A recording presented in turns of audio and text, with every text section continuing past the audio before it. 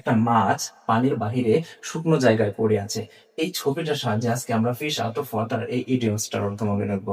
দেখুন শাব্দিক অর্থের দিকে যদি আমরা লক্ষ্য করি, ফিশ অর্থ হচ্ছে মাছ, আউট অফ ওয়াটার মানে কি পানির বাহিরে। এখন শাব্দিক অর্থ আমরা তুলতে পারি কি পানির বাহিরে মাছ। তো এটা আমরা পানির বাহিরে মাছ এটা এই অর্থে নিব না, কারণ ইডিয়মস তো একটা স্পেসিফিক অর্থ দিবে, এই শাব্দিক অর্থ দিবে না। ফিশ আউট অফ ওয়াটার অর্থ আমরা কি বুঝবো? অস্বস্তিকর অবস্থা, বা ইংলিশে আমরা বলবো কি এটাকে আনকমফোর্টেবল সিচুয়েশন। এই ফিশ আউট অফ ওয়াটার অর্থ যে অস্বস্তিকর অবস্থা, এটা আমরা কিভাবে মনে রাখবো? আপনি বিবেক দিয়ে ভাবুন। মাছ কোথায় বসবাস করে? মাছ তো পানিতে বসবাস করে। মাছ পানিতে থাকাটাই সে স্বাচ্ছন্দ্য বোধ করে। তার স্বস্তিযোগ্য একটা জায়গা কি পানি। সে যখন পানির বাহিরে আসবে তার জন্য অস্বস্তিকর অবস্থা হয়ে পড়বে, সে মারা যাবে। আর এখানে বলা হচ্ছে ফিশ আউট অফ ওয়াটার, পানির বাহিরে মাছ। তার মানে কি তার জন্য অস্বস্তিকর অবস্থা না?